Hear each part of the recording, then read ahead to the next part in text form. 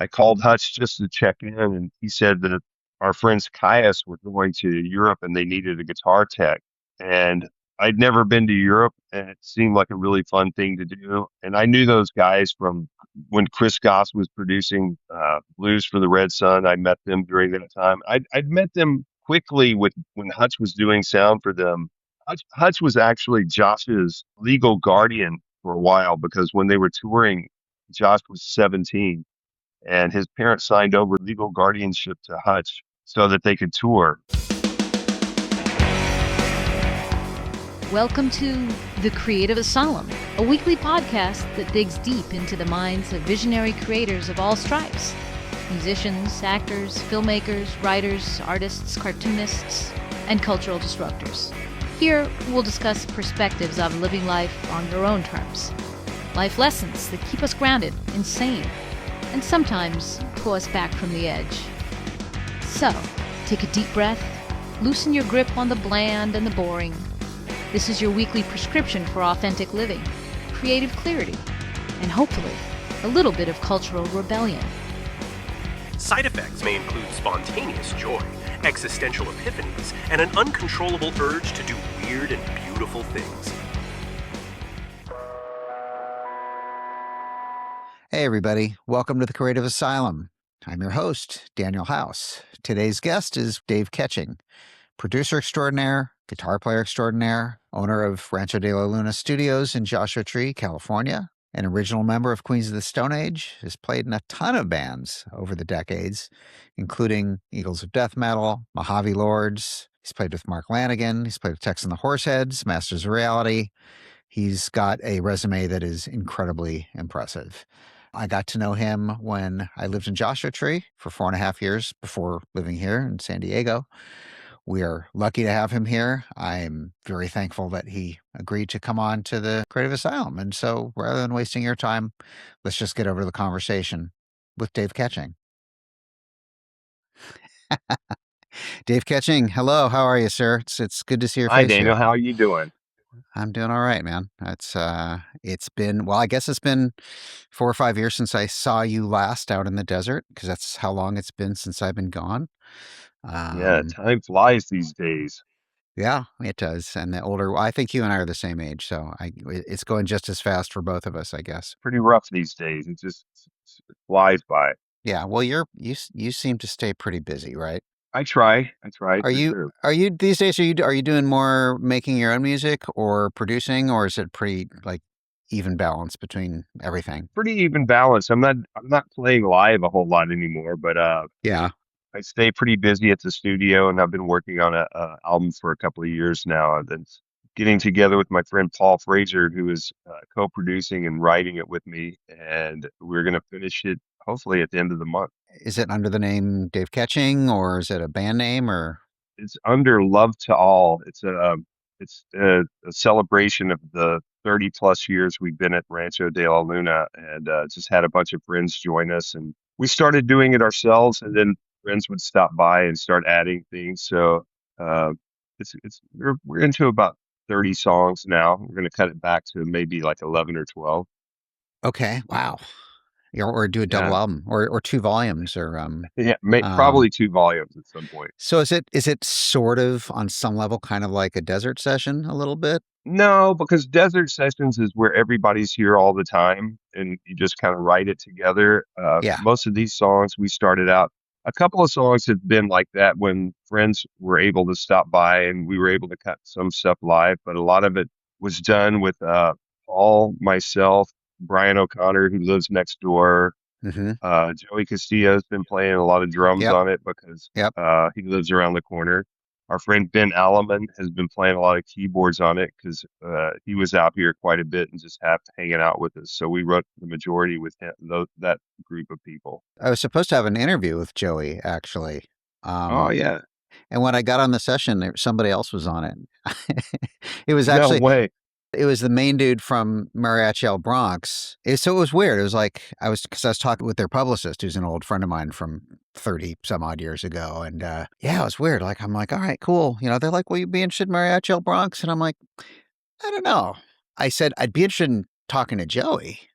I'm like, oh, okay. And so we spent like a few weeks emailing back and forth, and I get in the session, and I'm like, "Hi, who are you?" Like, you know, and it was like the main dude. And I'm like, "This is supposed to be Joey." And he goes, "Well, he's not in Mariachi El Bronx." I'm like, "I know that."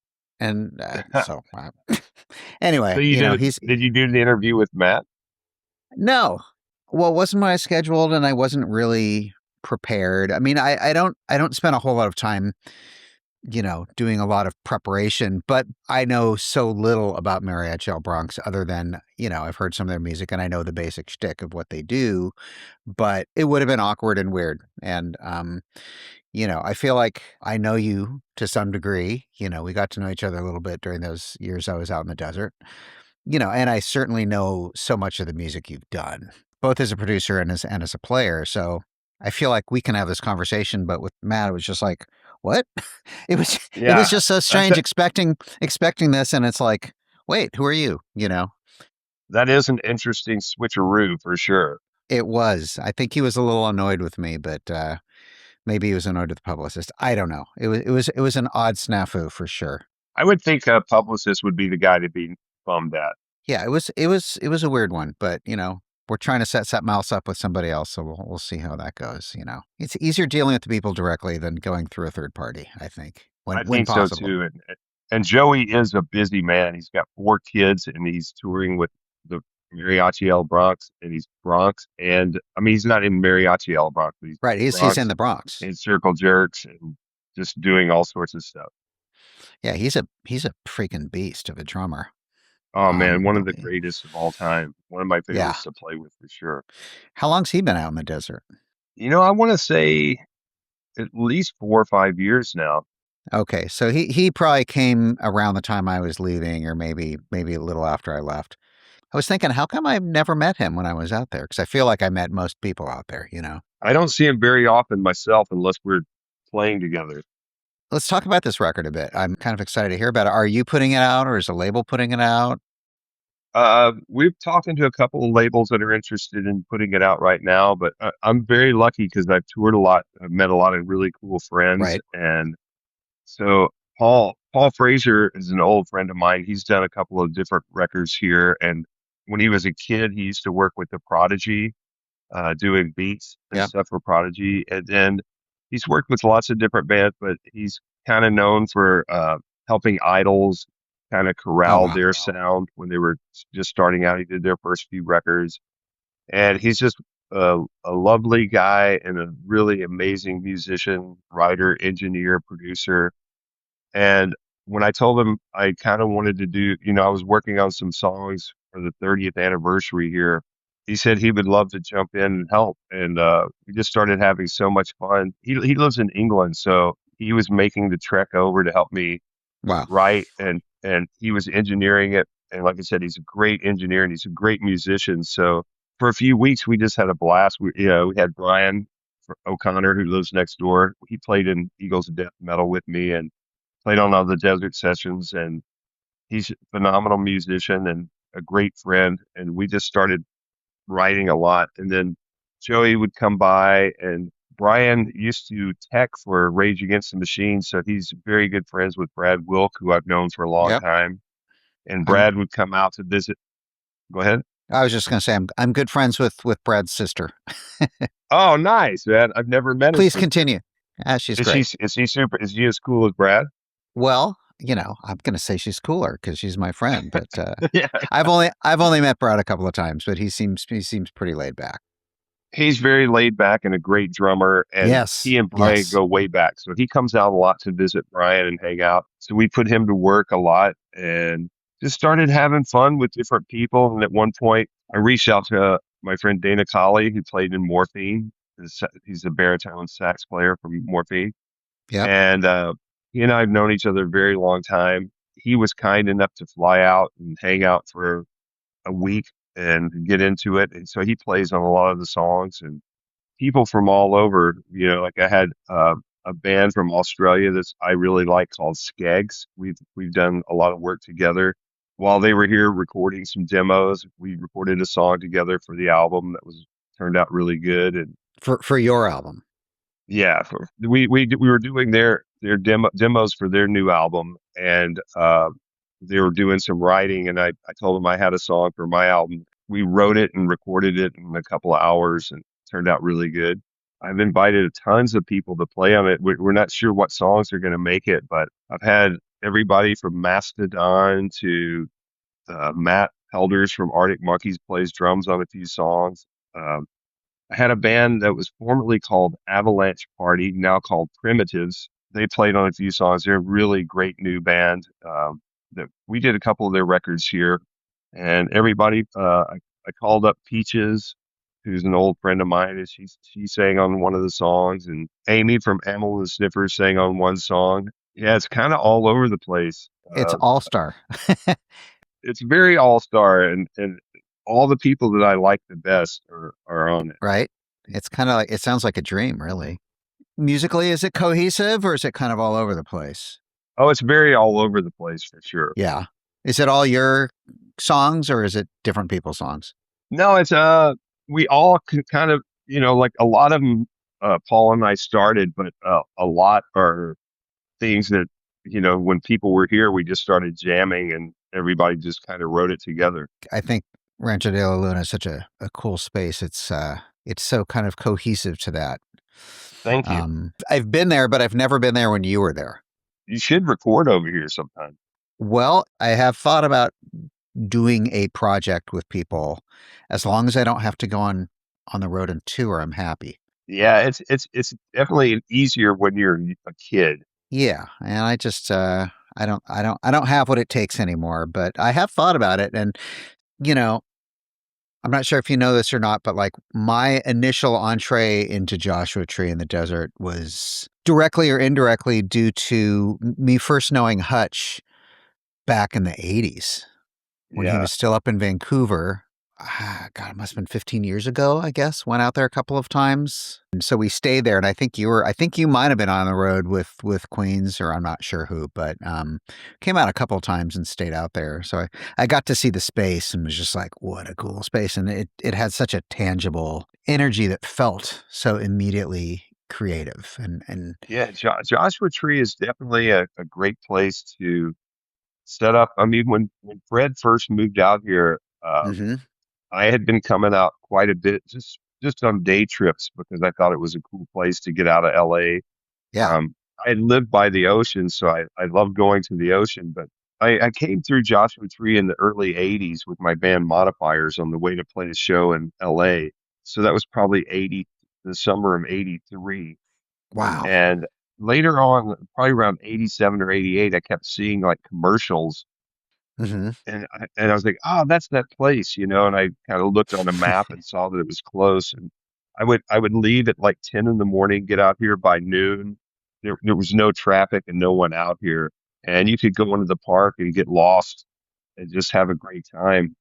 So I started doing that, not all the time, but every couple of months I would take a little day trip by myself, and I started really falling in love with it. And then Fred Drake, who I was friends with from doing some recordings together, moved out here, and I would come out and visit him, and we'd go into the park, and yeah, I just kind of fell in love with it then.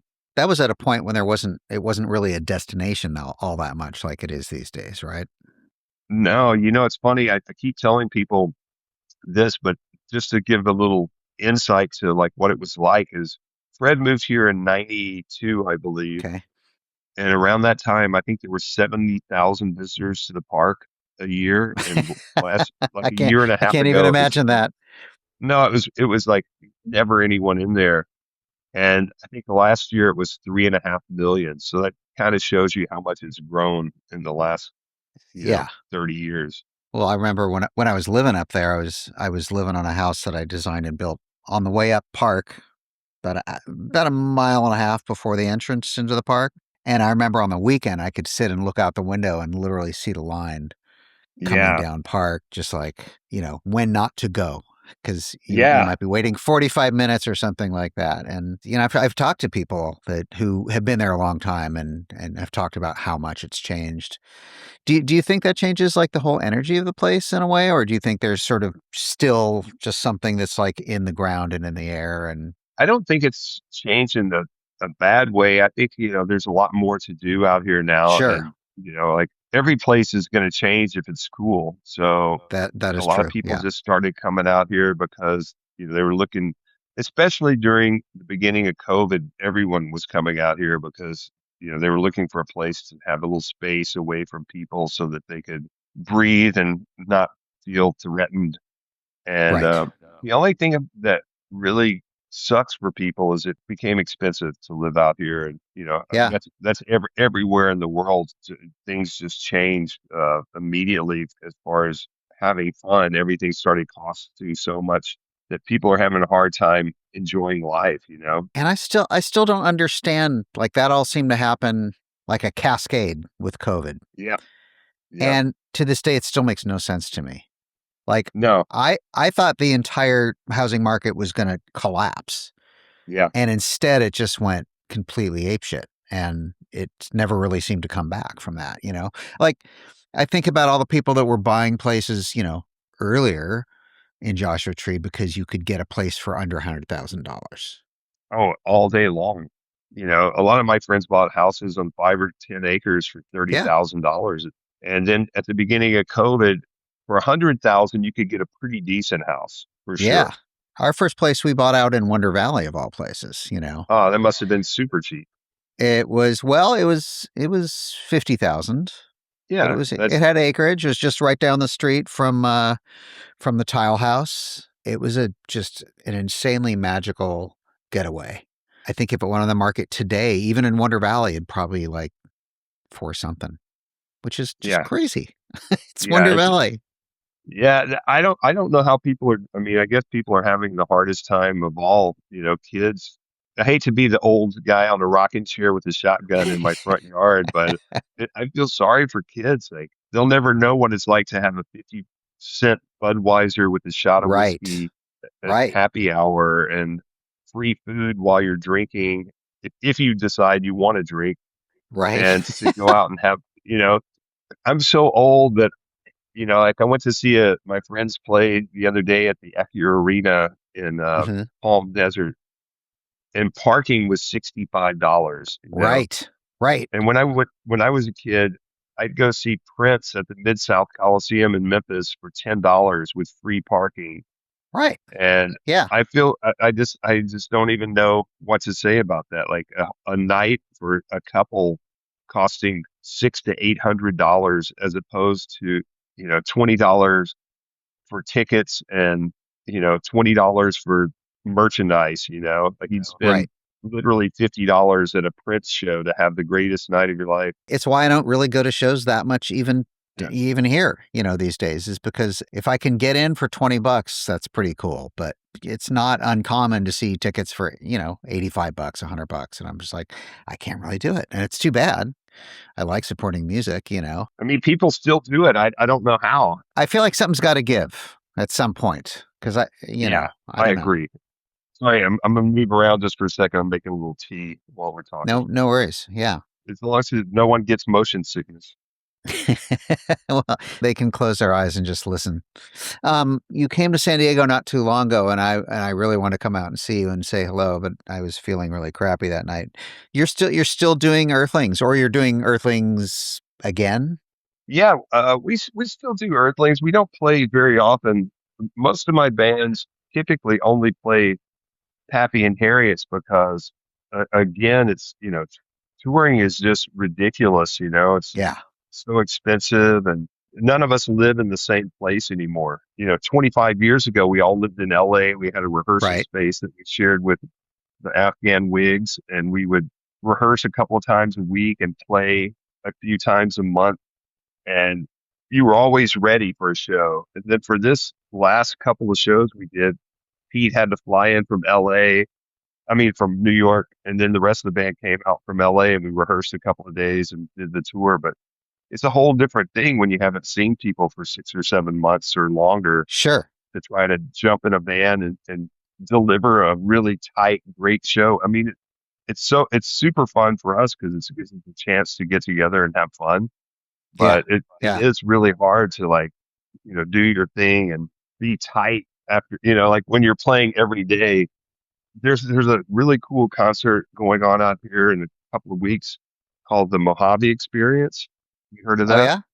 No, Yeah, I have not. Earthless and Fatso Jetson and a bunch of bands are playing, and we were asked to do it, but there's just no way, you know. It's like no The one can fly logistics. in.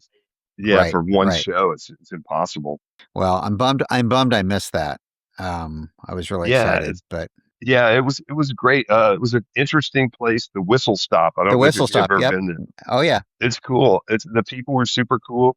The record store across the street was great. Yep. Vinyl Junkies. My old friend Tim Mays is the co-owner of that, and he's also the owner of the Casbah.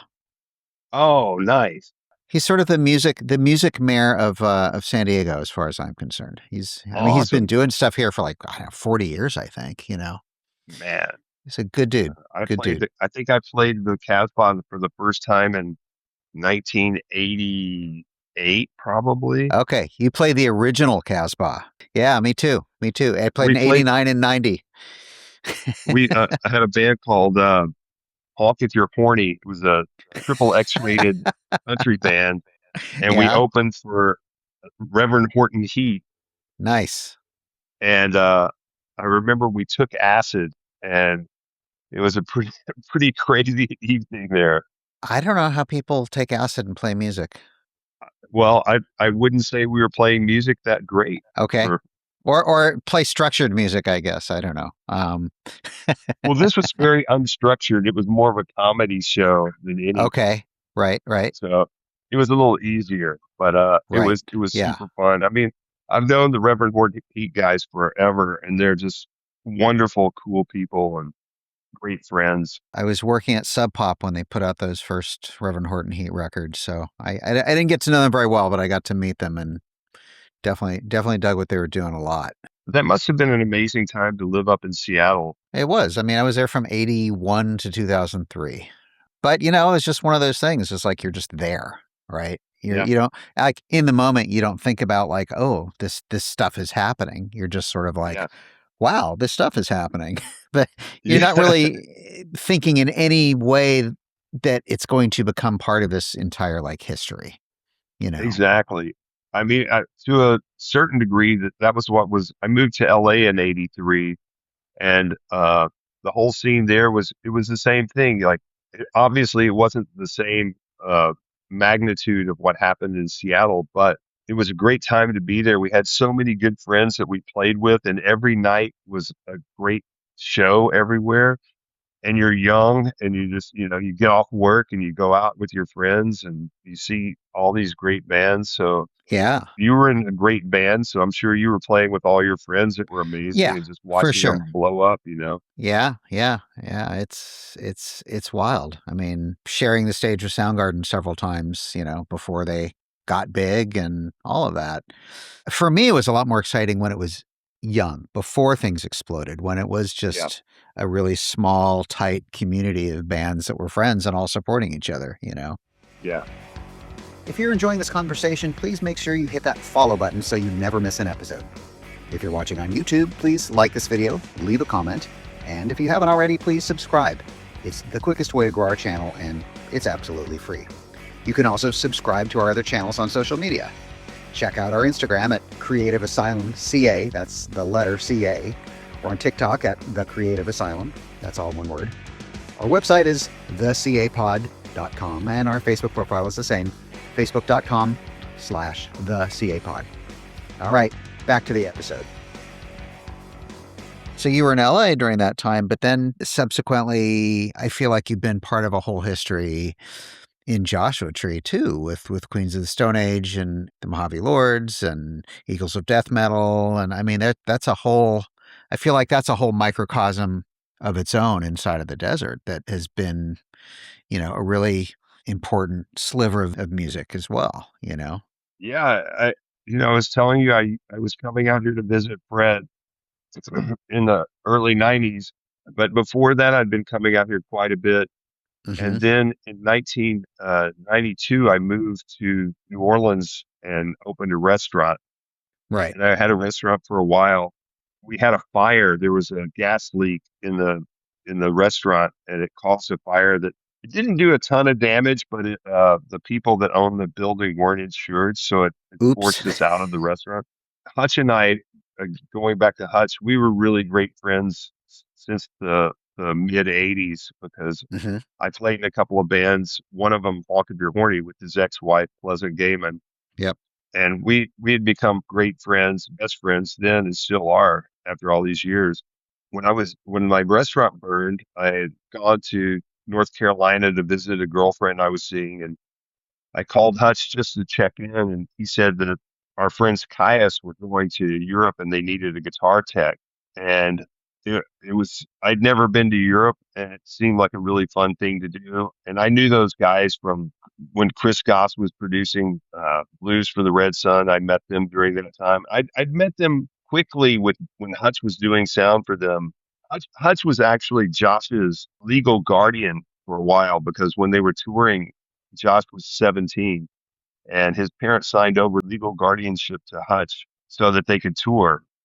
And I think it's when they did the Faith No More tour in Australia. That's a We trip. had met briefly then, and strangely, the first night that we met, Hutch was doing sound for Caius and Hmm. Miracle Workers, who were great friends of mine. And Yeah. Gene Troutman played drums in Miracle Workers. And Gene's now living up in Bellingham, right? He is living in Bellingham, but he still Yeah. has a house here. Oh, does But he? we ended up Okay. playing in a lot of bands together, including Queens of the Stone Age and Eagles of Death Metal. Right. Right. So anyway, I went to Europe with Caius, and I toured with them for a while. They were getting ready to do a tour with Monster Magnet. We had started the studio when I was in New Orleans. I'd gotten a phone call from Fred asking me if I wanted to start a studio with him here in Joshua Tree.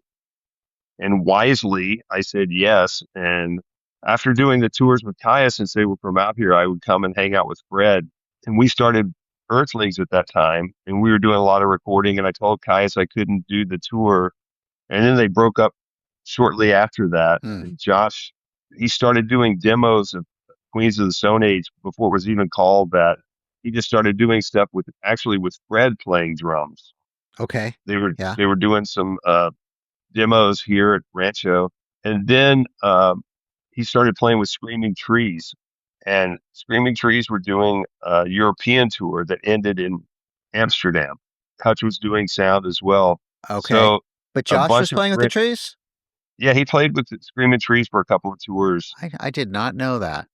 Okay. Yeah, there's some videos at like some radio stations with him playing. That's Yeah, pretty it's cool. pretty funny. So some friends from Amsterdam were kind enough to fly me over to hang out. And while we were there, Josh got asked by Roadrunner Records to throw a song on a compilation. So he and I wrote a song called 18 AD. We recorded it and it was released on a compilation called Burn One Up. And that was the first Queens of the Stone Age Oh, wow. song. Yeah, it was really fun. I'd played with Screaming Trees a few times in LA, so I knew them a little bit. We hung out in Amsterdam, so we had like a week off in Amsterdam after their tour, and we went and recorded the song. And then when we got back, we tried to get a couple of different people to play with the band, but it wasn't quite working. And then Josh decided to go back to college to learn more business stuff. He went back to Seattle, and that's when he started doing some stuff with Van Connor playing bass, and he also had a couple of different people up there that he was playing with, and they did one show. The first Queen show I think was up there. They put it together and did something up there, and then he moved back, and then he and I started definitely trying to put it together as a full band, It's like a full-on band. and Yeah. Yeah. so that's how that came together. I love that first record so much. I mean, I love Oh, them it's all, great. but there's a particular magic about that first record. It's really great. We started it here at Rancho with Joe Barisi. It just wasn't clicking right, just for the playing and the recording. So Josh canceled the session, and then he went back, and Chris Gossett just opened a studio in Palm Desert. And like a few months later, he decided he was just going to play bass on the album and have Alfredo play drums. He was going to play everything else. So they ended up doing the album down there, and it sounds amazing, and it's exactly what it needed to be. When we finally got the band together, we started touring quite a bit, and it was really fun. But like half the shows would be like 50 to 60 people, and it was all dudes, Right. Yeah. and so it was fun. It was fun for a while, but we were also making. I think at the time we were making $200 a week and Right. $20 a day per diem. So Which is barely pretty enough to. generous considering. It wasn't bad. Hutch and I were both living in L.A. and I was also living in New Orleans. A friend of mine was working for House of Blues. My Uh-huh. friend Celista Eberly. She was working for House of Blues doing video stuff. And so she had a house in LA and New Orleans, and she was kind enough to let me be a roommate at both houses. So I was going back and forth. And then a house next door to Rancho opened up, and it was a two-bedroom house for $375 a month back when it was super cheap to live here. So Hutch and I moved into that, and that's how I ended up moving out here because I'd had the studio for. Hutch and I moved out here in this June of '99. So I had the studio Oh. for 6 years before I moved out here. Oh, I didn't realize that. I had always assumed that you just like had the studio and you were working at the studio and living there, but there was a gap. There was a gap, and Fred was living at the studio until his early passing in Right. 2004 or 2002. I'm sorry. And for 2 years, we tried to do it as just a studio, but it wasn't quite working out because we didn't really have the infrastructure to make it work out. So I ended up moving into the studio in 2004. Oh wow. Okay. Are you still living there? I am. I know that Hutch was living on the property and now he lives off the property, right? He got a house. He bought two properties next door to where we were living. So Right. he's right next door. But you're still living there in the studio. Oh yeah. That's rad. I love that. That's Yeah. why I feel so damn homey. Yeah. I love it. I love waking up here. Yeah, there's nothing quite like the desert light in that early morning when the sun first comes up. You know, I when Hutch and I first moved out here for 20 years, we were touring a lot, and he stopped touring as well. He goes out occasionally. He goes out with the Breeders occasionally because they only do Uh-huh. very short tours, Right, right.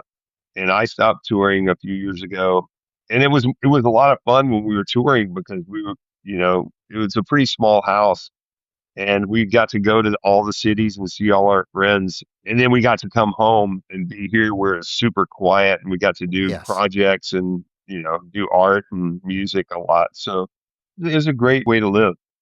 So now you still go back and forth a lot to New Orleans as well, right? You're kind of in both I, places. I do. I was just there for a few weeks. I have a band there called Gnarl Tones. It's kind of psychedelic punk rock. We played a few shows during Mardi Gras, and they're actually coming out. We're finishing an album that we started in May. We're going to play a birthday party at Pappy and Harriet's June 6th, Uh-huh. and our friends Quintron and Pussycat are going to play it with us at Pappy and Harriet's. Do you play when you're down in New Orleans with that band? Yeah, we just did a few shows during Mardi Okay. Gras. It's a band that I've had since I before I lived there. We started the band in 1992. Wow. And you still have it? That's Yeah, amazing. we still have it. Yeah, well, the original members are myself and the drummer, and then Okay. his wife sings now, and my friend Jen Kirtland plays bass. It's Jimmy That's Ford and cool. Sue Ford, who I played with a lot. Sue, the singer, had the first rock and roll band to ever play in Mardi Gras parades, and it was an all female band called Pink Slip. After a few years, it opened up to a few friends playing in it. Her husband Jimmy, that plays drums in the Gnarl Tones, became the drummer, and then slowly different people were invited in. So I ended up doing that for 15 to 20 years, and it was super fun. That's wild. Most bands don't last anywhere near that long. Maybe the distance is part of what makes it work. I don't know, you I, know. I think so, and also we're all best friends, and everybody's really nice in the band. So we've all been friends. Jen, I've known since early 1990, and then she moved to New Orleans when we opened the restaurant, and she was one of our partners in the restaurant. The restaurant in '92, or do you have a Yeah, place there now? I don't have a place. I did have a place with some friends, but we're not doing it anymore. Wow. Okay. I thought maybe you had a business there and a studio here, and you just like New Orleans. I love New Orleans. Yeah. I I've would love to live there, but it's a hard city to live in, you know. because It's just hard to get things done. It's a hard city to get things done. There's a you know, with 24-hour drinking, people are a little ah I haven't been there in like 20 years, so I have a it cousin hasn't that lives changed much. there. Not the only thing that's changed is it's gotten expensive like everywhere else. Right. Same thing, it used to be super cheap. You could buy houses there for, seven to $12,000 at one point. Wow, that's nuts. So how do people live in New Orleans? I guess the same that they live anywhere else, right? Yeah, hustle. That's all you Yeah. can do these days is hustle and hope. I feel like I'm starting to get too old to hustle. Yeah, Or same. I maybe not mean, too old. I just don't have the energy to hustle. I mean, this is about as much as I have anymore is to do this podcast. But, this has been really cool for me to just connect with people and talk to people about whatever comes up, and to talk about just, it's not just like the creative thing that they're doing, be it music or art or whatever, but it's in my mind, and a lot of when I first went to Joshua Tree, what I wanted to achieve was I wanted to live a life that was inherently more creative, that wasn't consumed by the job that I have to do so that I can pay the mortgage and do this and I'm driving and like I wanted to just live a life that felt more creative at its core. you moved here at a great time too. Yeah.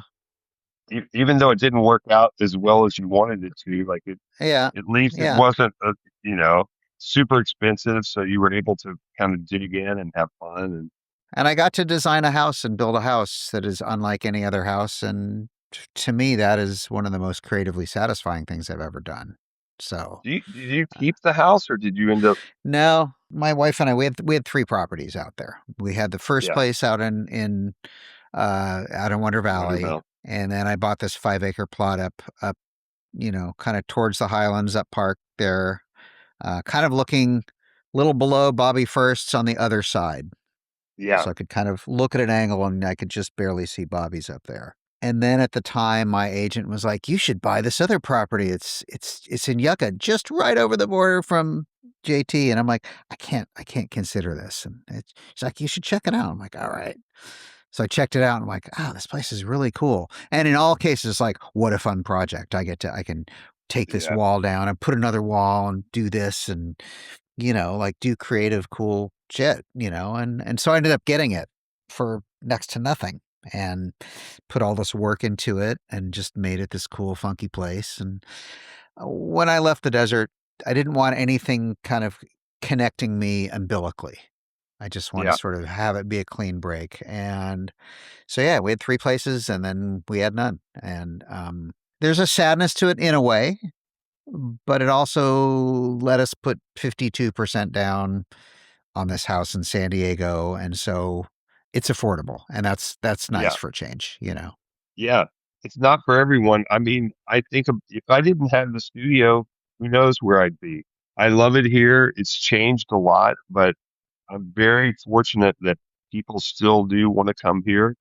I Yeah. mean, when we started the studio, this was the only studio out here, and now Now there's at several, least right? at least 25 or 30 Wow, probably. really? That many? Yeah, That's I've got a wild. really great studio next door. My good friend Christopher Thorne and his wife Heather and son Devlin have an amazing place called Fireside, and we do a lot of projects together. Their place is incredibly beautiful. It's really cool.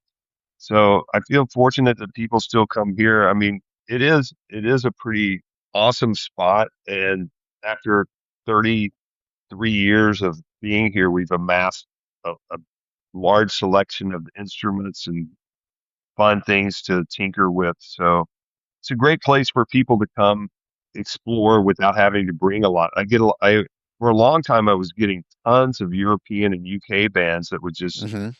jump over here and they wouldn't bring a lot. Unfortunately, with what's going on in the world today, that a lot of that has definitely fallen to the wayside. Well, let's hope a lot of what's going on in the world today will be something that will eventually be in our rear view. Let's hope and pray, and even if you don't believe in anything, just pray anyway. And fight the good fight for righteousness and for creativity. That's what we're doing. Yeah. So just kind of wrapping things up here. Do you ever see yourself being somewhere other than where you are? Because I mean, you've created a pretty amazing reality there, and a pretty great creative life in terms of your own stuff and working with other people as well. Well, thank you. I always see having a place here for sure. I don't see like where you cut all the umbilicals. Right. I definitely will always have a studio here, whether it's Uh huh. no matter where it is here or somewhere in Joshua Tree. I do see myself living somewhere else at some point when I retire, probably New Orleans, because I like being able to walk around, and that's a city that's really good for walking and meeting people and talking. And I really enjoy interaction with people.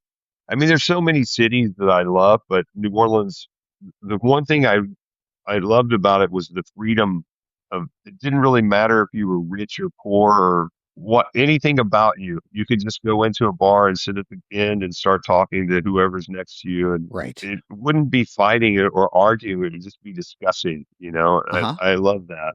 And also back then it was so cheap to live there that it made it super easy. That's why there were so many great artists and musicians living there because you could get a great house for 300 or 400 bucks a month, and Wow. you didn't have to like bust your ass to try to just feed and pay for your home.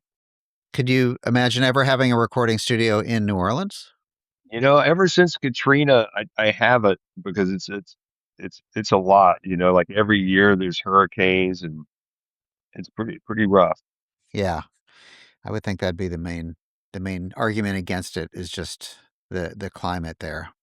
So you said when you retired, you strike me as one of these people that will forever be endlessly creative and always doing and always making. And what would you do I if you I retired? Like, would you ever stop creating? Because I I don't just think so. I guess I would never retire, but I would love to have more time to travel and visit and see things. And I mean, that's the one thing I think is the most important thing for people is traveling and meeting people around the world and seeing that it's not as bad as you're being forced to think it is. For some reason, negativity sells these days, but I think negativity is an easy way to divide people, and if people feel divided, then you can control them. I guess so. Yeah. I can't wait to hear this record you've been working on. Oh man, I can't wait for you to hear it. It sounds amazing. Um, when do you think it'll come out? Probably at the beginning of next year, I would think. Okay. We're working on a documentary to go along with it, which involves the studio, but not like a sit down talking heads kind of documentary. It's going to be a little more artistic. Our friend Natalie Johns, who's a great filmmaker, she's been working on it with us, and it's going to be cool. It's going to be very cool. So that will come with the album. But yeah, sometime Yeah. early next year, hopefully. And does the documentary have a name yet? It's Love to All as well. Okay. So we're going to leave everything on a Buddhist note, Yep, yep. which is, I think, what the whole world needs. I think so. That's why it's called Love to All. It's like you might not can love everyone, but you want to send it out anyway. Thanks so much for listening to this episode of The Creative Asylum. A quick favor before you go. If you liked this conversation, please be sure to follow and subscribe wherever you get your podcasts. New episodes drop every Tuesday at 10.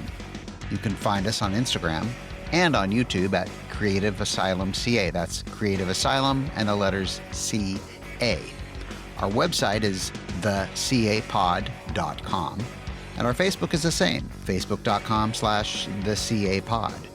Until next week, when we'll have a new conversation with another creative disruptor, stay creative in life and at work.